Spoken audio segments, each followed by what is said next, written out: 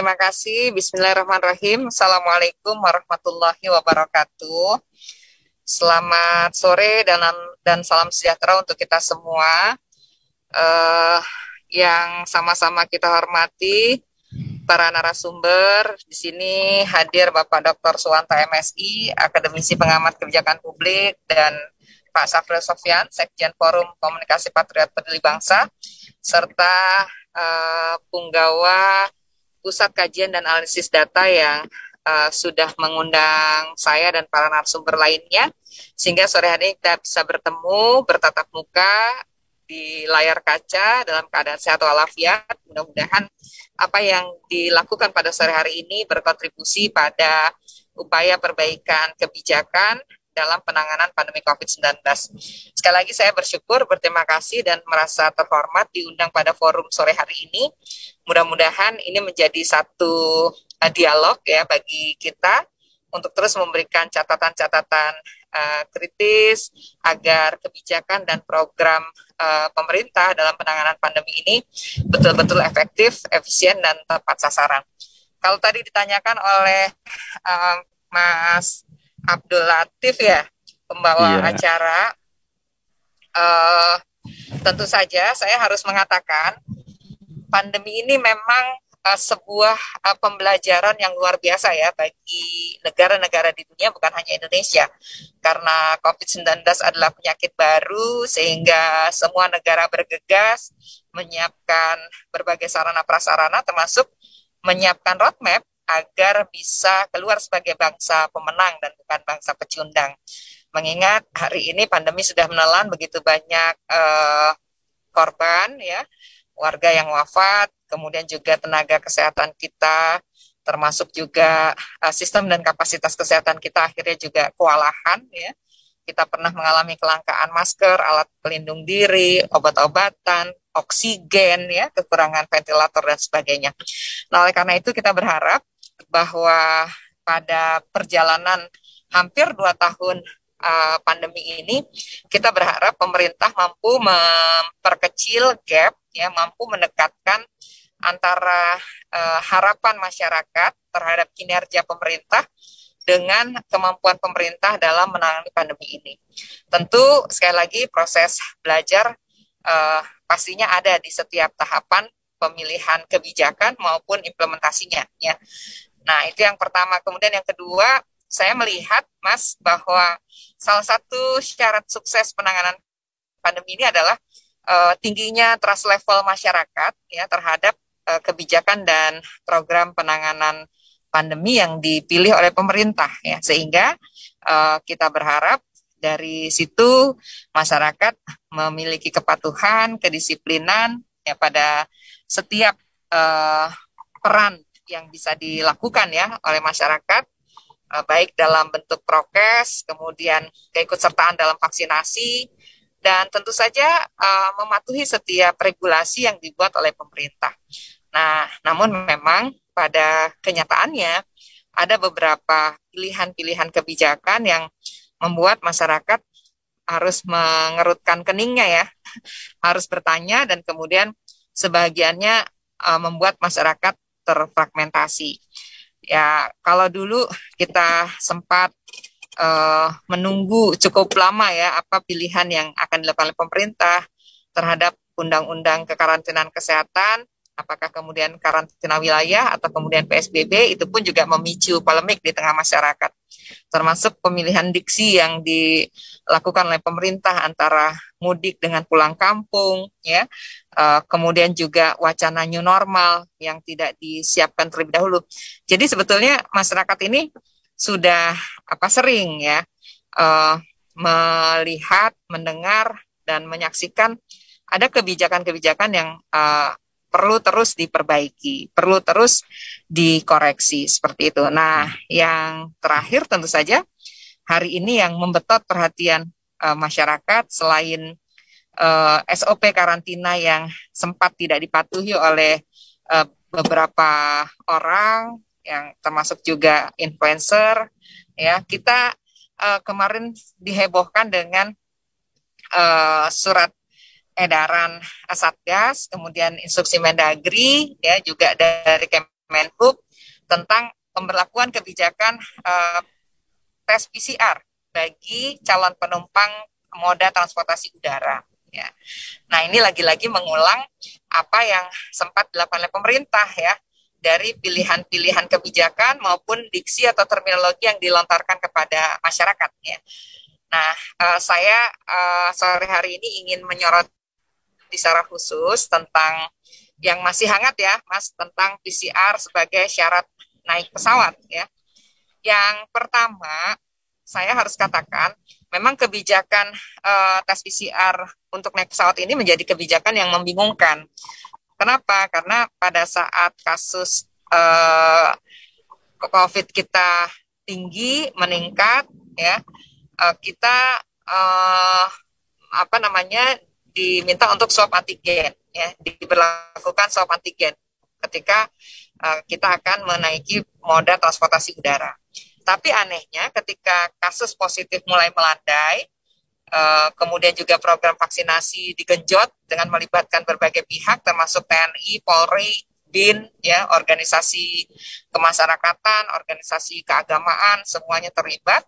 Ya, kenapa kemudian ada pemberlakuan tes PCR khusus calon penumpang moda transportasi udara alias pesawat terbang? Ya, kalau kemudian alasannya adalah kehati-hatian, ya, agar dipastikan calon penumpang terbebas paparan COVID-19, mengapa hanya untuk moda transportasi udara seperti itu? Apakah yang membedakan antara moda transportasi udara dengan transportasi darat atau laut? Ya, tentu untuk poin ini seharusnya pemerintah bisa menjelaskan gitu ya. Kenapa kemudian ini yang dipilih untuk moda transportasi udara? Kenapa hal ini perlu kita pertanyakan? Karena kalau kita bicara tentang moda transportasi, hampir semua pilihan moda transportasi baik udara, darat, dan laut, semuanya memicu kerumunan, semuanya mengundang tumpukan massa, dan bahkan hampir semua moda transportasi sekarang tidak lagi memberlakukan pembatasan jarak seperti itu. Jadi artinya kalau kemudian alasannya kehati-hatian, tentu ya kalau boleh saya suarakan, kenapa tidak diberlakukan secara umum? Kenapa hanya transportasi udara seperti itu? Nah, ini yang pertama ya harus dijawab oleh pemerintah sehingga masyarakat nggak bingung kok kemarin swab antigen, sekarang udah melandai, udah vaksin, malah PCR seperti itu. Itu yang pertama. Kemudian yang kedua, kalau kita bicara tentang tes PCR dari tinjauan epidemiologi, seharusnya kan ketika orang dites ya Mas, dites itu harusnya tidak berkeliaran, tidak bepergian, sampai kemudian mendapatkan hasilnya, entah positif atau negatif, seperti itu. Nah, sekarang ketika seseorang diminta untuk menunjukkan hasil PCR, ya, kita nggak bisa jamin apakah setelah dites yang bersangkutan diam di rumah, ya, dan tidak melakukan aktivitas apapun, gitu. Jadi artinya betul-betul tes yang bersifat real time itu menggambarkan kondisi si orang yang akan bepergian dengan pesawat terbang, ya. Jadi sangat mungkin setelah melakukan tes PCR, dia bepergian, dia bertemu dengan beberapa orang atau bepergian ke beberapa tempat, sangat mungkin terpapar seperti itu, ya. Itu yang kedua. Yang ketiga, kalau kita bicara tentang sudut pandang epidemiologi, yang namanya window period atau masa inkubasi itu kan katanya sampai 5 hari, ya. Jadi artinya sebetulnya itu tidak bisa dijadikan pegangan, ya, bahwa seseorang terbebas dari paparan COVID-19 gitu, ya. Nah, ini beberapa hal yang terkait dengan tinjauan epidemiologi. Berikutnya yang kedua, kalau tadi saya katakan ini adalah kebijakan yang membingungkan, yang kedua ini adalah kebijakan yang memberatkan. Kenapa? Karena kalau kita mendapatkan laporan dari berbagai kelompok masyarakat, dari teman-teman yang melakukan perjalanan dengan transportasi udara, mereka katakan ya sebetulnya HET, harga eceran tertinggi sebesar 495.000 itu nggak segitu, ya. Kenapa? Karena kalau 495.000 itu keluar hasilnya 1 kali 24 jam. Tapi kalau kemudian kita ingin cepat, mengingat kita sudah beli tiket atau kita punya acara agenda di tempat yang lain, harus segera pulang, harus segera pergi ke tempat yang lain, kita butuh waktu misalnya 12 jam. Itu harganya lebih mahal gitu dari HET yang ditetapkan oleh pemerintah. Teman-teman mengatakan ada yang harganya 900.000, kalau dalam waktu 2 jam, 4 jam itu bisa 1 juta gitu. Dan bayangkan kalau kemudian seseorang harus bepergian dalam waktu 3 hari, sementara jangka waktu berlakunya PCR itu hanya 2 kali 24 jam. Berarti dia harus melakukan 2 kali tes PCR gitu. Jadi boleh dikatakan ini adalah kebijakan yang memberatkan. Ya, tidak semua orang menaiki moda transportasi udara itu orang yang di cover ya biaya tes PCR-nya, atau memang dia memiliki kemampuan untuk bolak-balik.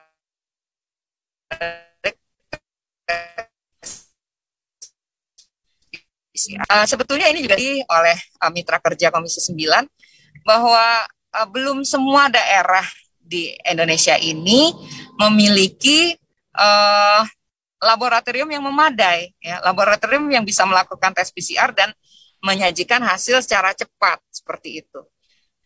Boleh jadi ketika kita pergi ke sebuah tempat, ya dia harus mencari lab yang memadai di kota yang lain begitu ya. Nah, tentu ini semakin menyulitkan warga yang harus melakukan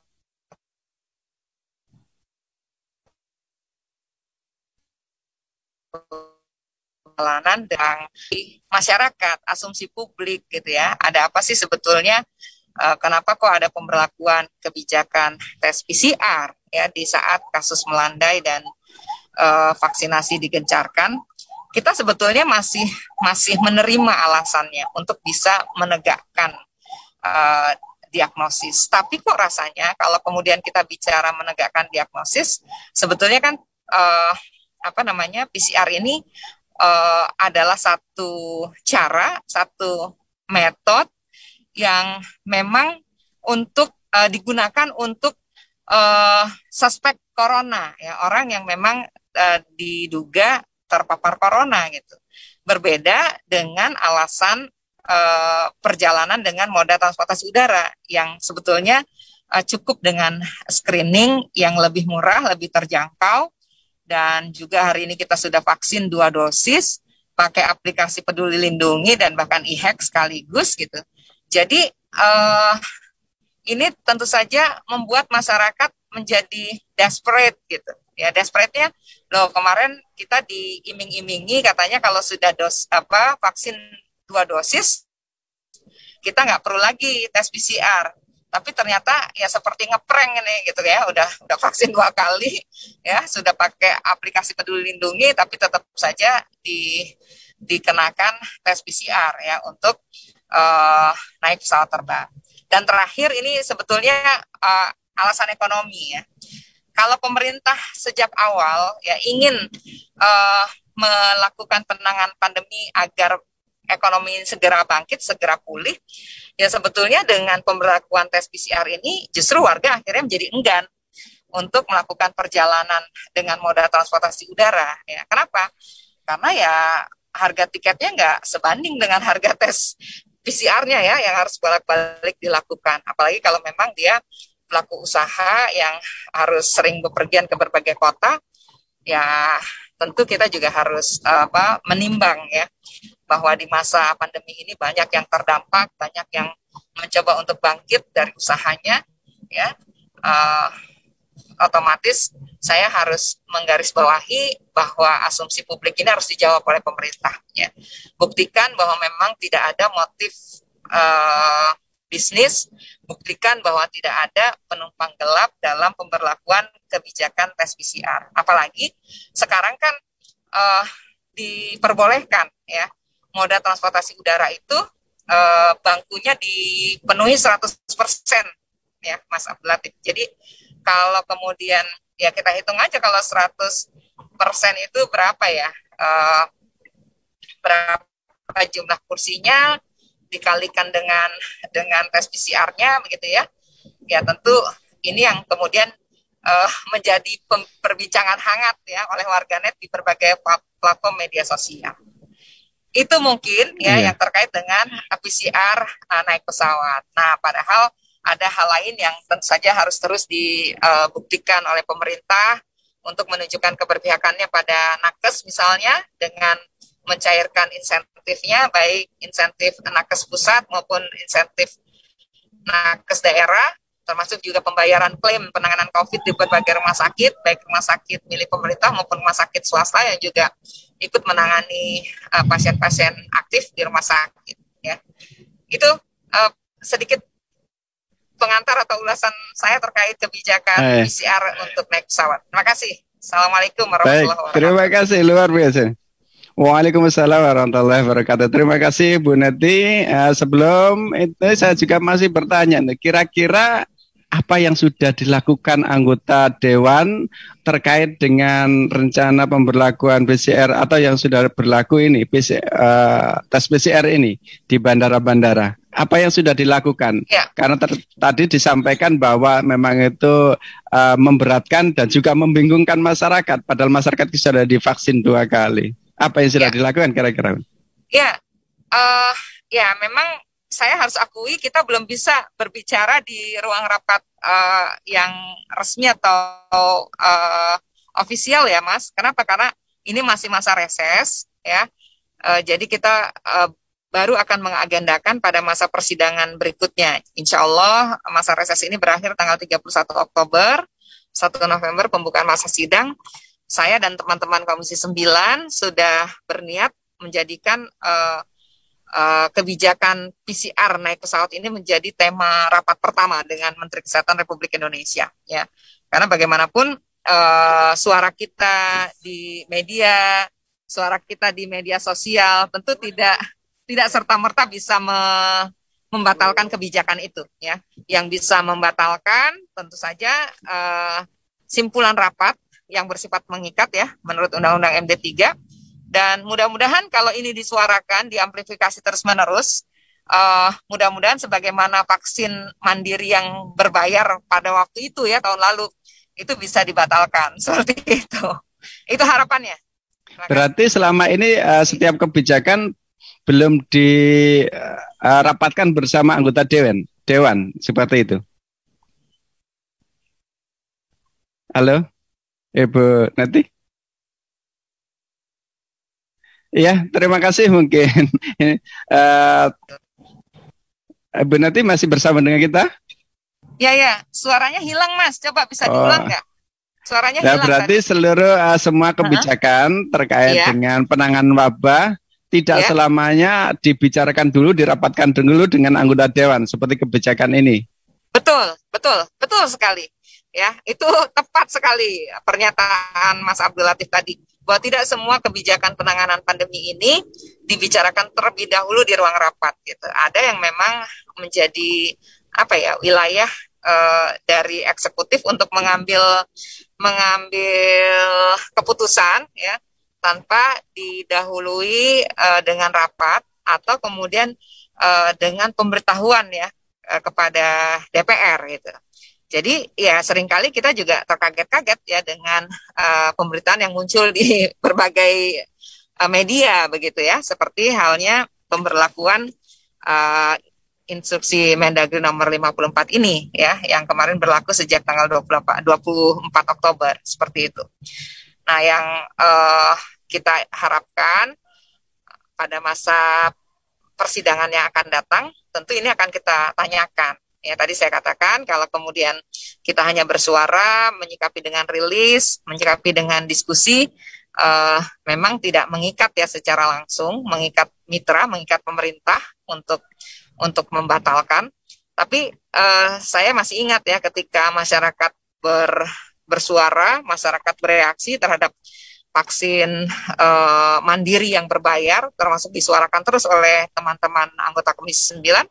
Ya alhamdulillah per 16 Desember 2020 Pak Jokowi menyatakan vaksin untuk rakyat gratis. Ya tadinya kan sebagiannya akan terbayar seperti itu. Nah mudah-mudahan kejadiannya akan berulang seperti ini. Jadi artinya dengan tekanan, dengan suara yang terus diamplifikasi ya oleh lembaga, oleh organisasi ya di berbagai media.